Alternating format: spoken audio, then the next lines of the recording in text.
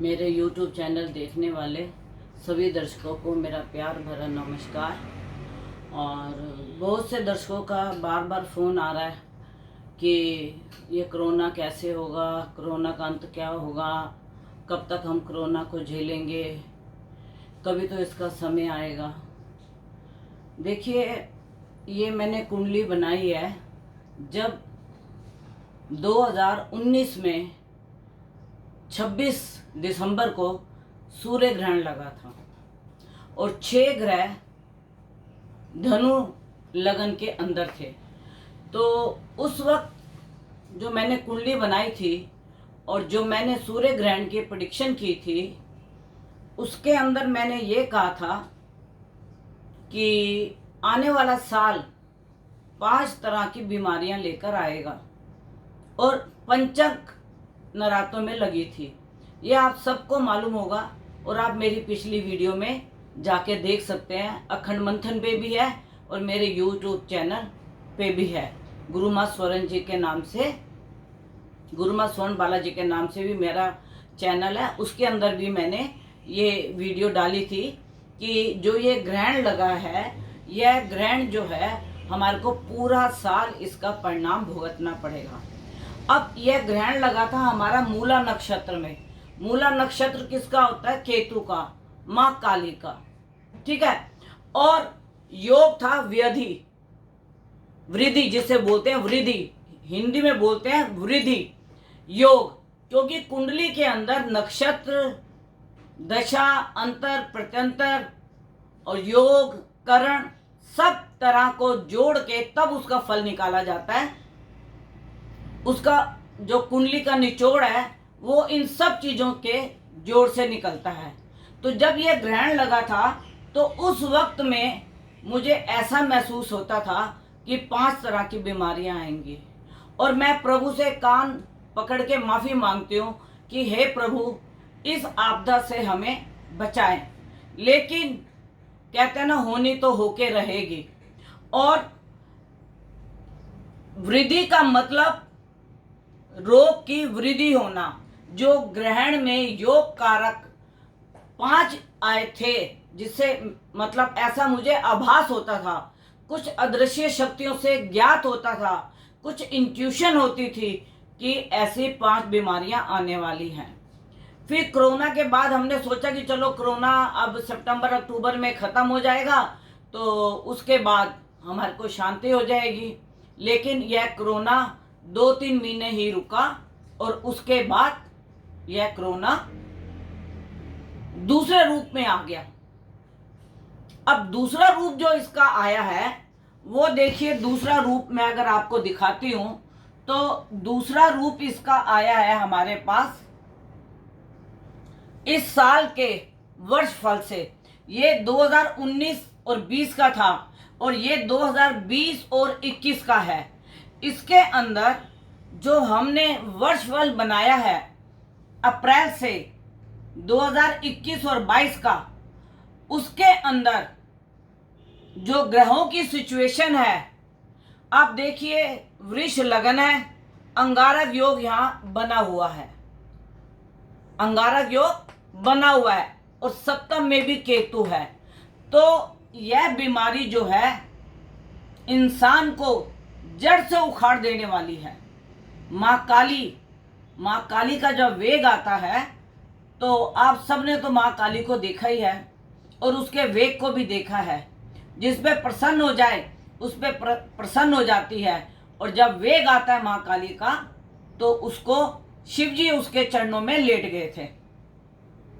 अब इसके अंदर आप देखिए, सबसे पहले यहाँ पे अंगारक योग बना हुआ है। वृष राशि के अंदर राहु के साथ मंगल की युति बनी हुई है। यह पूरे साल के लिए है। अब इसके अंदर अंगारक योग हमें क्या बताता है? भूमि से रिलेटेड तूफान आना, भूकंप आना, अग्नि होना, एक्सीडेंट होना, हवाई यात्राओं में आग लग जाना, फैक्ट्रियों में आग लग जाना, चलती चलती गाड़ी में आग लग जाना और अगर आप मंगल से देखिए तो बाढ़ की संभावनाएं आनी, सुनामी की लहरें आना, क्योंकि वो किसके साथ बैठा हुआ है? राहु के साथ। राहु छलिया है। कब ये आपको तूफान के घेर में घेर दे, कब ये तुम्हारा एक्सीडेंट करा दे, कब ये तुम्हारे सुनामी की लहर में तुम्हें डुबो दे, कहां चक्रवात आ जाए और कहां पे कौन सी घटना हो जाए, यह राहु घटित करता है अचानक। और मंगल अंगारक उसके साथ, तो दोनों की जो युति बनती है वो ऐसी बनती है कि अंगारक योग तो ये पूरे साल खत्म होने वाला नहीं है। देखिए, कहीं पब्लिक आपस में लड़ेगी, कहीं पब्लिक आपस में आगजनी करेगी। इसमें जो मंगल चौथे घर में दृष्टि मारता है, सुख वाले घर में, वहां पे सूर्य की राशि है, सूर्य भी अग्नि तत्व है। तो आप ये सोचिए कि लोगों के सुख में तो अग्नि लगेगी लगेगी, सबसे पहली बात। दूसरी बात ये कि छठे घर का स्वामी शुक्र और लगन का स्वामी हॉस्पिटल 12वें घर में जाके बैठ गया है। और शुक्र जो है लंग्स का मालिक है, अस्थमे का मालिक है, सांस का मालिक है। और वही कोरोना ने अपना रूप बदल के अब लंग्स को खाना शुरू कर दिया है। तो ये जो इस वर्ष में शुक्र ने जो युति बनाई है 12वें घर में जाके और लग्नेश होके, तो आप ये देखिए कि लोगों को चेस्ट की, सांस की, अस्थमे की, फेफड़ों की, इन्फेक्शन की, यह सब बीमारियां आनी शुरू हो गई हैं। और इसी के अंदर लोग अधिकतर मृत्यु दर में आ रहे हैं। अब इसके बाद अब जो मंगल ने तीसरी, जो कहते हैं कि तीसरी लहर आएगी, तीसरी लहर शुरू हो गई है। तीसरी लहर क्या शुरू हो गई है? टाइफाइड के जरिए, निमोनिया के जरिए। अब ये टाइफाइड के जरिए, निमोनिया के जरिए, आंख की गीद के जरिए, मतलब गंदगी के जरिए यह अब अपना रूप, तीसरी लहर इसने अपना ली है। अब आप यह नहीं कह सकते कि तीसरी लहर अभी आई नहीं है, तीसरी लहर आ चुकी है। अब गुरु यहां पे बैठ के नवम दृष्टि रोग स्थान पे बढ़ा रहा है, शत्रु राशि पे बढ़ा रहा है, क्योंकि गुरु जहां देखता है वहां की वृद्धि करता है, तो रोग की वृद्धि करेगा।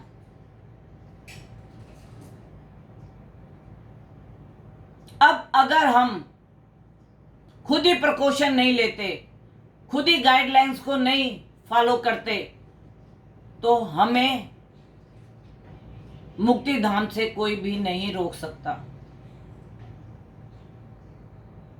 अब आप देखिए, चौथे घर का मालिक लाभ स्थान में, गुरु के स्थान में, और गुरु अपने से 12वें स्थान में। आप ये देखिए, फिर बुध दूसरे घर का और 5वें घर का मालिक, वो भी लाभ स्थान में। तो बुध तो हमें कुछ लाभ देगा, लेकिन सूर्य, गुरु, राहु, मंगल, शुक्र, यह हमारे को तरह तरह की बीमारियां देंगे। और यह बीमारियों का आपको मैं एक बात बता दूं कि बहुत से लोग कहते हैं अभी तो कलयुग शुरू हुआ है। मैं बहुत बड़े बोल तो नहीं बोलती, अपने ईश्वर को हाजिर नाजिर मान के बोलती हूं कि ये अब कलयुग का अंत का समय आ रहा है। क्योंकि बहुत से हमारे पूर्वज, हमारे बड़े बूढ़े कह गए थे कि जब कलयुग आएगा भाई भाई का नहीं रहेगा, भाई बहन का नहीं रहेगा, सब आपस में दुश्मन हो जाएंगे, मार काट हो जाएगी, लूटना शुरू कर देंगे, महामारियां फैलेंगी, महंगाई होगी, तो यह सारे कार्य होने शुरू हो गए हैं। एकदम से नहीं कोई महामारी फैलती, एकदम से नहीं महंगाई होती। अब आप देखते जाइए कि कैसे कहां से कहां तक महंगाई होती जा रही है, कहां से कहां तक। ये कोरोना पिछले साल का शुरू हुआ, आज ये किस महामारी में पहुंच गया कि जहां पे 4-4 हजार आदमी रोज के मरने शुरू हो गए। शमशानों में लाइनें लगी हुई हैं, हॉस्पिटल में लाइनें लगी हुई हैं। तो कौन सी ऐसी जगह बची है जिससे कि हम बच सकते हैं। और दूसरी बात, जब तक हम अपने कर्मों का लेखा जोखा अपने मन से नहीं समझेंगे, हम नहीं सोचेंगे कि हमने क्या गलत किया और क्या सही किया है, तो हमें अपने कर्मों का लेखा जोखा तो भुगतना ही पड़ेगा। जब तक हम अपने कर्मों का लेखा जोखा नहीं भोगेंगे, तब तक हमारा कोई भी कल्याण नहीं कर सकता। कहते हैं प्रभु की रचना बहुत बड़ी होती है। प्रभु की रचना में ही कहा गया था कि एक समय ऐसा आएगा, दिलीप कुमार जी का गाना है फिल्म का, कि लोग दवाइयों की ब्लैकमेलिंग करेंगे, लोगों की जिंदगी से खिलवाड़ करेंगे, और हंस चुगेगा दाना कौवा मोती खाएगा। तो कहावतें तो पहले ही बहुत निकल आई थी, और यह जो हमारे साथ घटनाएं या गाने या फिल्मों के जरिए जो कुछ भी होना शुरू हुआ था, हमें तो आभास ही नहीं हुआ कि कलयुग कितनी जल्दी आ गया। कलयुग जल्दी नहीं आया, लेकिन जितनी प्रकृति के साथ छेड़छाड़ की गई, जितनी प्रकृति के साथ दुर्व्यवहार किया गया, जितनी प्रकृति के साथ आपदाएं हुई, उनका लेखा जोखा यह हम सब अब भुगत रहे हैं। मैं क्लाइंट की बात तो नहीं करती, जहां मैं रहती हूं मेरे घर से 4 घर आगे मियां बीबी दोनों ही एक दिन उनकी डेथ हो गई, और कोरोना से हुई। जब एक घर से 3-3, 4-4 मौतें निकलेंगी, तो इसको आप कलयुग नहीं बोलोगे तो क्या बोलोगे। फिर कलयुग, इससे तो अभी तो और कलयुग आएगा। अब आगे का कलयुग कैसा होगा उसकी भी आप कल्पना करो। उसकी कल्पना करोगे, लूट घसूट होगी, मारपीट होगी, लोगों के घरों में डाके पड़ेंगे क्योंकि खाने को होगा नहीं, बेरोजगारी बढ़ेगी, लोगों के काम धंधे छूट रहे हैं।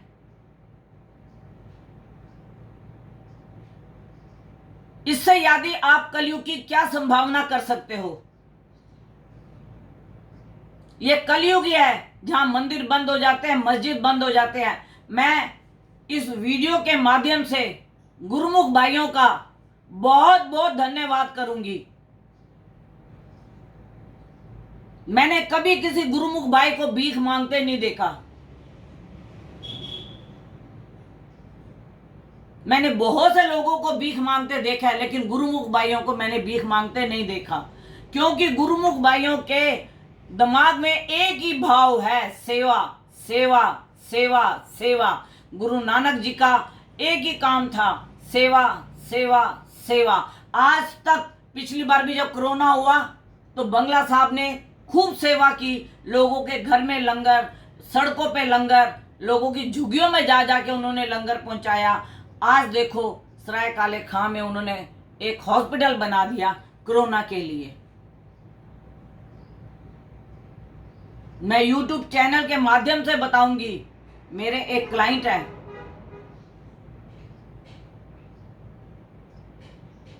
जब उनके घर में कोरोना आया और सब लोग कोरोना से ठीक हो गए, जब वो गुरु नानक जी का शुक्रिया अदा करने गए गुरुद्वारे, तो उन्होंने एक ही डिमांड रखी कि हमें ऑक्सीजन बनाने का प्लांट लगा दिया जाए। हम फ्री में ऑक्सीजन बना के, जिनको ऑक्सीजन नहीं मिल रही, हम उनको फ्री में, चाहे हॉस्पिटल हो चाहे कोई कहीं भी हो, हम उनको फ्री में ऑक्सीजन देंगे। इससे बढ़िया गुरुमुख भाई क्या करेंगे। मुझे आप बताओ इससे फौज में भी हमारे नंबर 1 गुरमुख भाई, खेती में भी हमारे नंबर 1 गुरमुख भाई, सेवा करने में भी हमारे सबसे आगे गुरमुख भाई। कौन सा ऐसा गुरुद्वारा है जहां से 24 घंटे लंगर सेवा नहीं होती? आप बंगला साहब देख लीजिए, गोल्डन टेम्पल देख लीजिए, शीशगंज देख लीजिए, रकाबगंज देख लीजिए, मोती बाग का गुरुद्वारा देख लीजिए। अगर आपको 24 घंटे में कहीं खाना ना मिल रहा हो, आप गुरुद्वारे की चौखट चढ़ जाओ, आपको भर पेट गुरमुख भाई आपकी सेवा में लंगर आपको देंगे।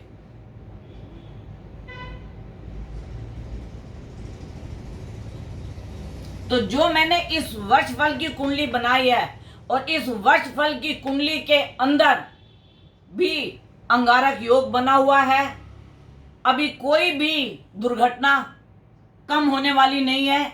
शनि अपनी राशि में बैठा हुआ है और आपको यह पता है कि शनि भाग्य स्थान में बैठा है, और जब शनि भाग्य स्थान में बैठता है और शनि की गति है शन्य शन्य चलना, तो हम लोगों का भाग्य अपने आप ही, जब काम धंधा ही नहीं होगा, कारोबार नहीं होगा, तो भाग्य की हानि तो होगी, तो भाग्य धीरे धीरे ही आगे बढ़ेगा। हमारी अर्थव्यवस्था में बहुत फर्क पड़ेगा। यह साल आप नोट कर लीजिए, 2021, 2022, 2023 हमारी अर्थव्यवस्था में बहुत फर्क पड़ने वाला है, क्योंकि शनि यहां पे 2020 की 25 जनवरी को आया था और यह एक राशि पे 2.5 साल रहता है।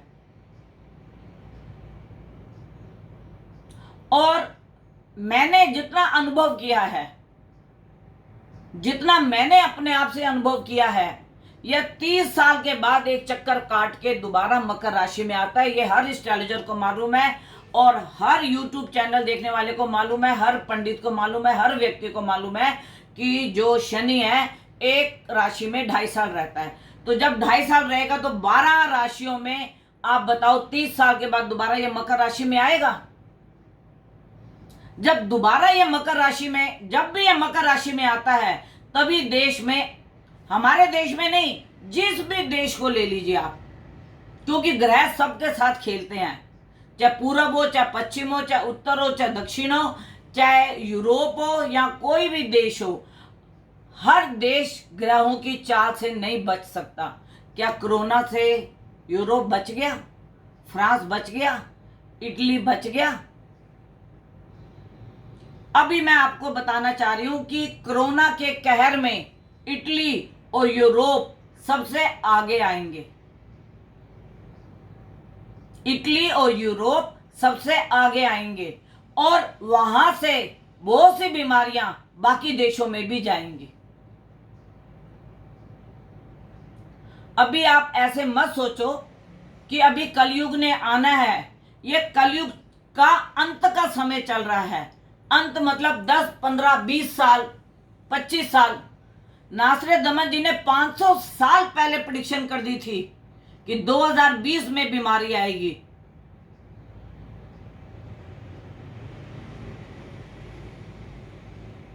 नासरे दमन जी ने 500 साल प्रेडिक्शन कर दी थी कि देश की अर्थव्यवस्था और महामारी, लूट, यह सारे कार्य होंगे 500 साल पहले।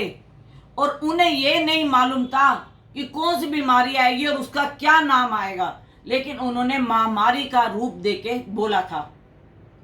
अब मेरे पास कई लोगों के फोन आते हैं, कलगी जी ने अवतार लेना था, मैं कलगी जी महाराज हूं, मैं फोन सुन सुन के परेशान हो गई। हर कोई बोलता मैं कलगी जी, मैं कलगी जी, मैं कलगी जी।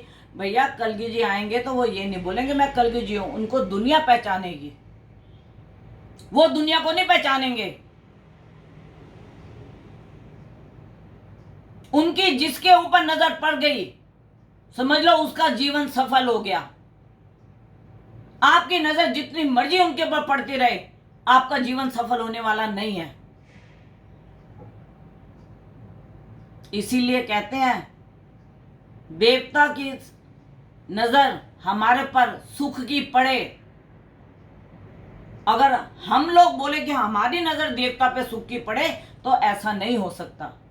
अवतारी आएगा, अवतारी आएगा, और अवतारी आएगा तो इस महामारी का अंत भी होगा। जो ये महामारियां जितने रूप ले रही हैं, इनका कोई भी रूप कम होने वाला नहीं है, कोई भी रूप खत्म होने वाला नहीं है। ना कोरोना खत्म होगा, जो लंग से कोरोना हो रहा है वो खत्म होने वाला नहीं है। अभी जो ये टाइफाइड और निमोनिया से कोरोना चल रहा है, यह भी खत्म होने वाला नहीं है। अभी खून से रिलेटेड कोरोना फैलेगा।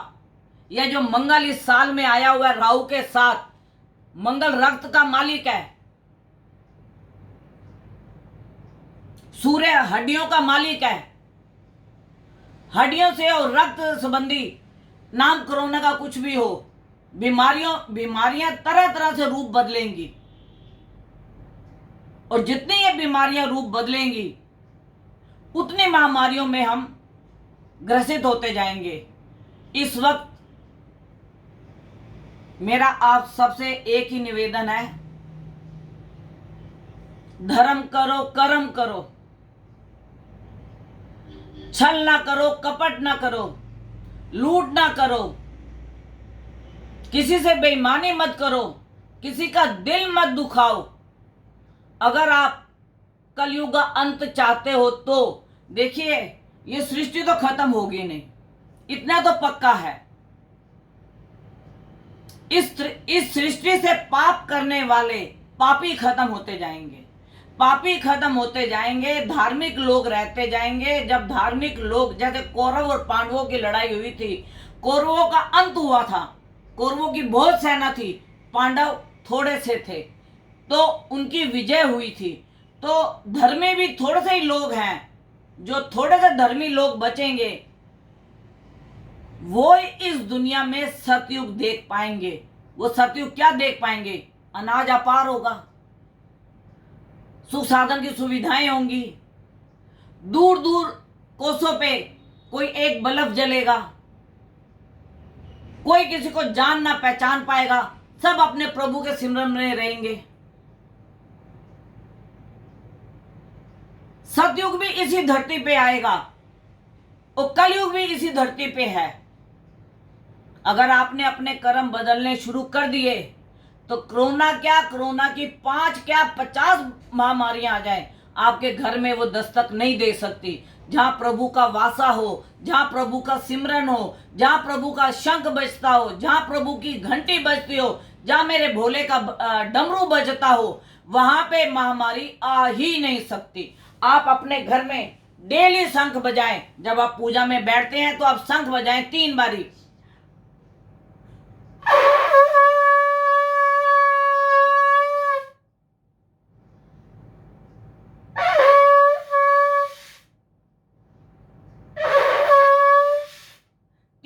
आप अपने घर में शंख बजाएं, घंटी बजाएं और डमरू बजाएं। उसके बाद आप अपने प्रभु की आराधना शुरू करें।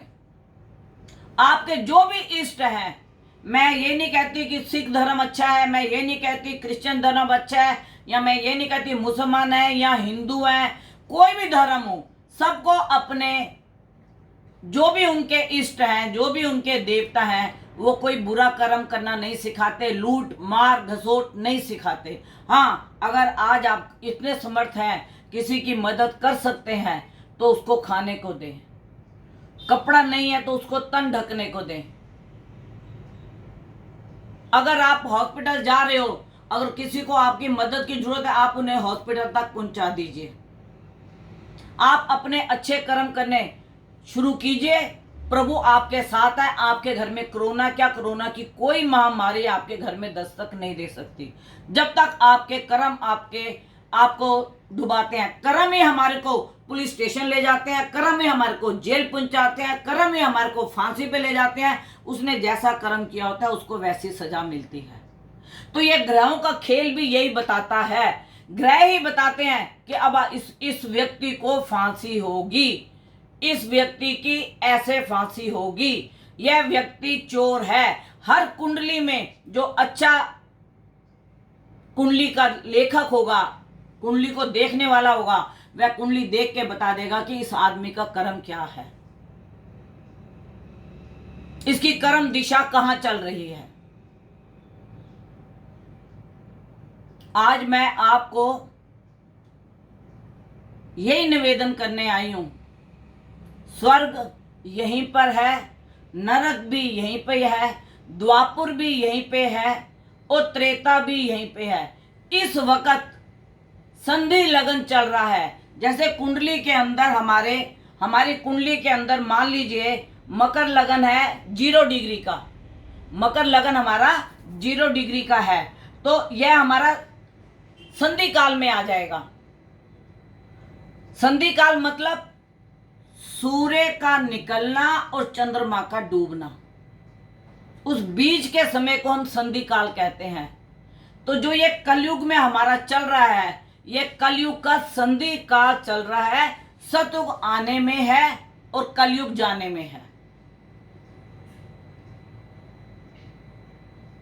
जब सूर्य उगने लगता है और चंद्रमा डूबने लगता है, तो आप अगर उस वातावरण को देखेंगे तो उसमें पंछी पक्षी भी चहक चकाने लगते हैं।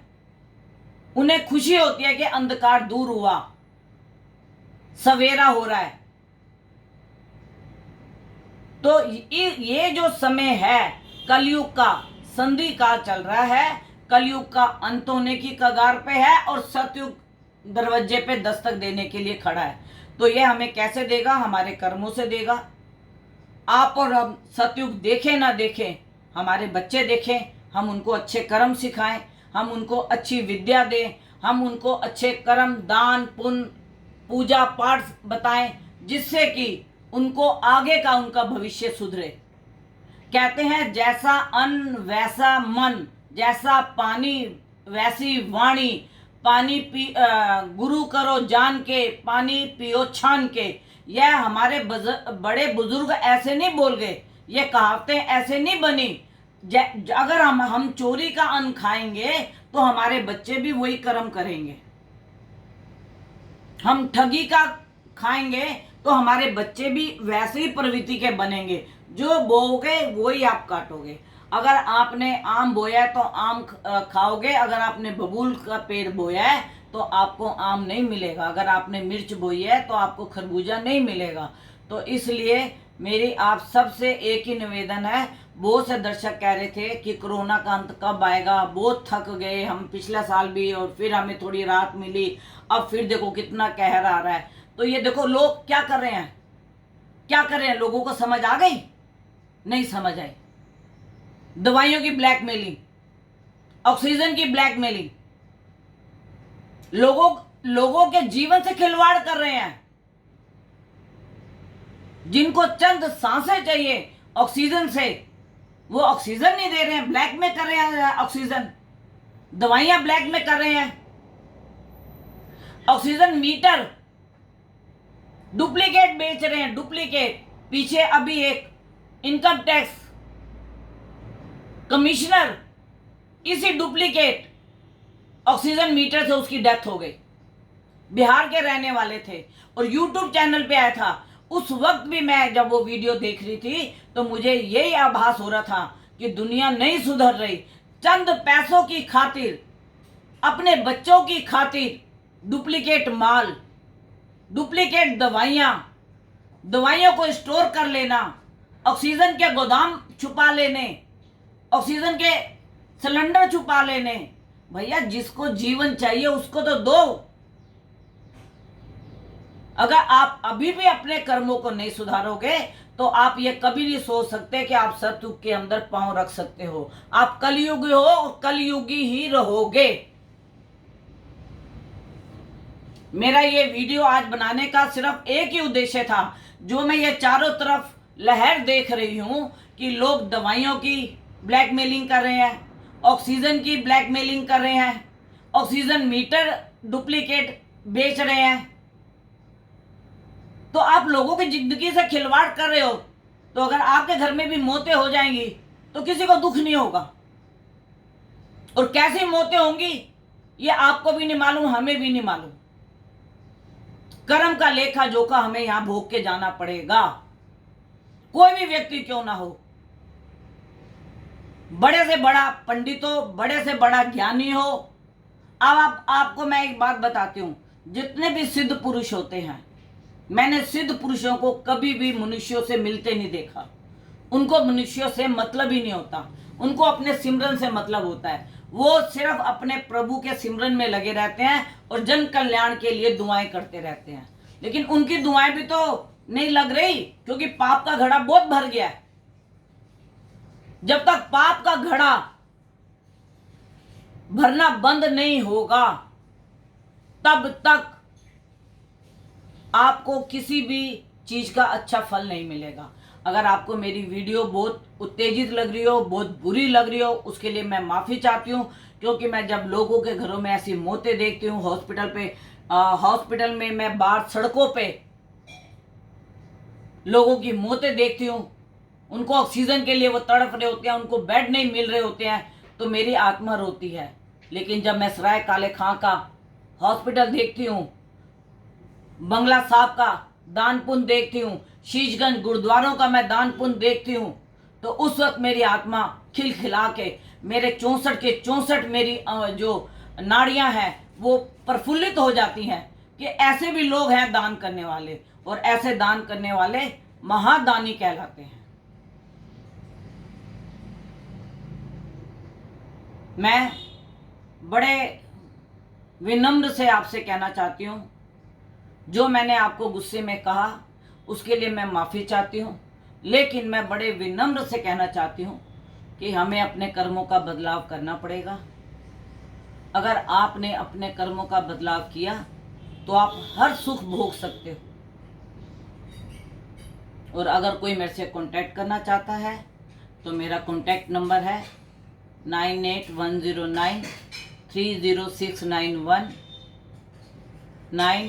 9999 इसके ऊपर भी आप मेरे को कांटेक्ट कर सकते हैं।